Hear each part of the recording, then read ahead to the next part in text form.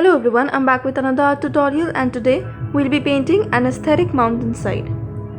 For the mountains on both the sides, we'll be using grey as the base. This is a very light shade of grey for which I took a good amount of white and a tiny amount of black. We are painting two mountain sides on both the sides of the sheet. A bridge runs along one side of the mountain and under the bridge runs a river.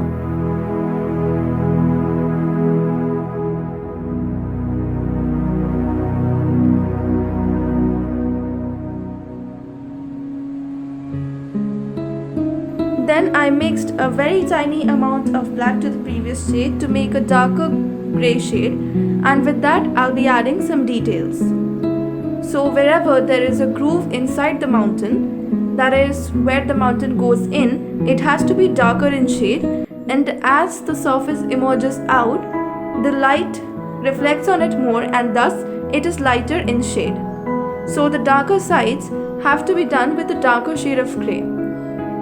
You can make your darker and lighter shades of grey by mixing and matching the amounts of white and black. More the white, the lighter the shade is, and more the black, the darker the shade becomes. So as you can see, with the darker shades of grey, I'm just patting the paint down. I'm adding very tiny amounts of black on top of each shade and I'm patting it down to the surface so that it blends a little with the light grey in the base. This is more of a dry brushing technique, that is, my brush is low-key moist, but I'm not using a lot of water in this process. In fact, I'm avoiding water to avoid spillages.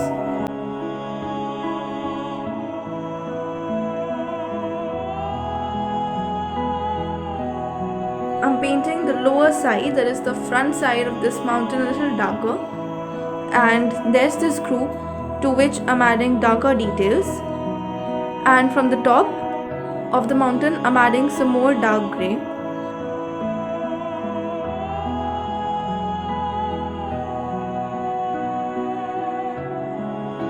If you think you are not able to blend it easily, you can even use your fingers to pat down the paint onto the surface.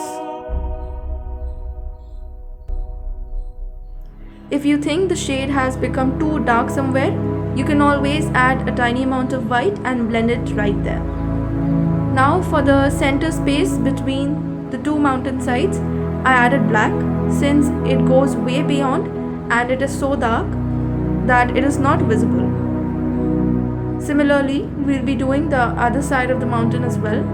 Light grey for the base, and then we'll be adding details by moving to lighter to darker shades of grey.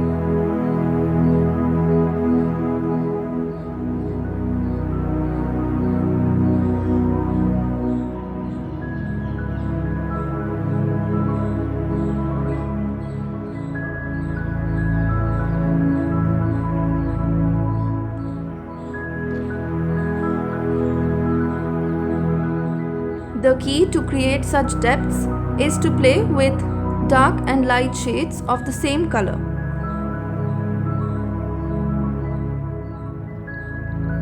For the river now, I'm using light blue as the base. I carefully outlined the bridge space and painting light blue for the base. This is more of a cerulean blue kind of shade.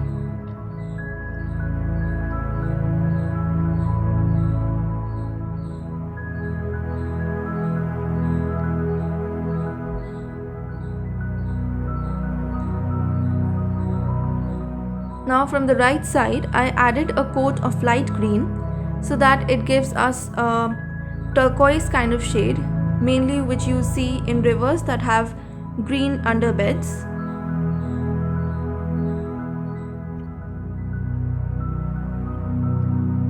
And from the bridge side of the river, I'm adding ultramarine blue towards the border and slowly and lightly blended it towards the other side so that it gives us a dark to light gradient as we move from the bridge to the mountainside.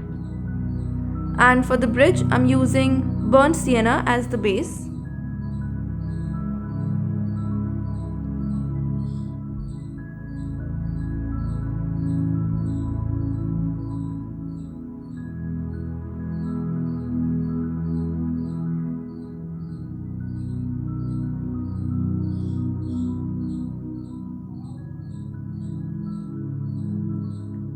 Then to some burnt sienna or to any shade of brown that you have, mix some white so that it gives you a light shade of brown.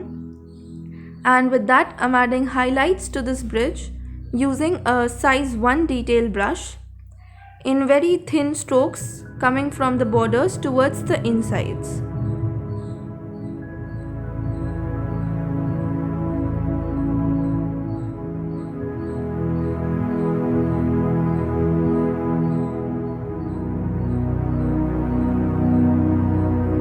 Added some rocky base to the river with the grey which we already had,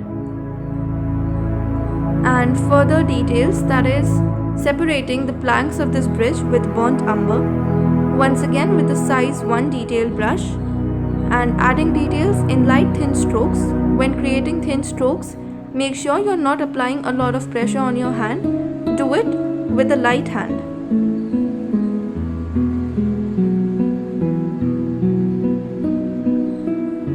Now I'm painting a chain that is running alongside the mountain. So I painted a stick there which will be hanging the chains. You will often see chains like these when there are bridges next to mountains, so that the tourists can grab those chains and walk safely.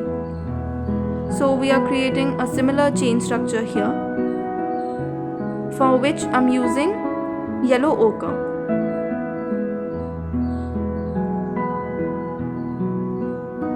My brush size here is 00, or you can use any detail brush that you have. Now for the algae or grass that is growing on the mountains, I'm using olive green with a fan brush. I'm mainly painting this algae on the ridges of the mountain because that is where algae mostly grows. So this is not a fresh olive green shade.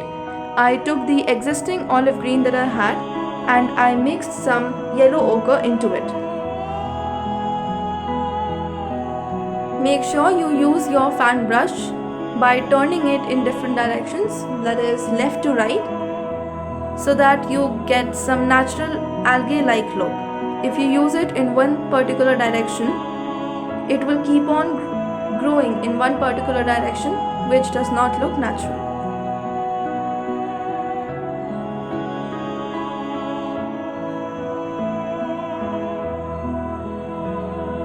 I'm also adding the same green a little towards the bridge also.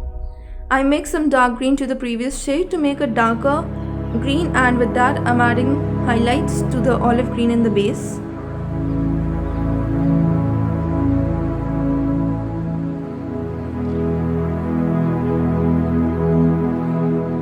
I mix some yellow to the previous shade to make a bright green shade, and with that I added more highlights to give a brighter outlook. And wherever you think the algae has become too bright, you can mix a darker shade of green for that space. And after your painting dries up completely, you can peel the masking tape off.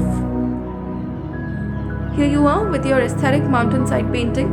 I hope you enjoyed this tutorial, and if you did, do not forget to like, share and subscribe. Also, if you recreate this, you can send it to me on my Instagram handle, link for which is given in the description. Thank you for watching.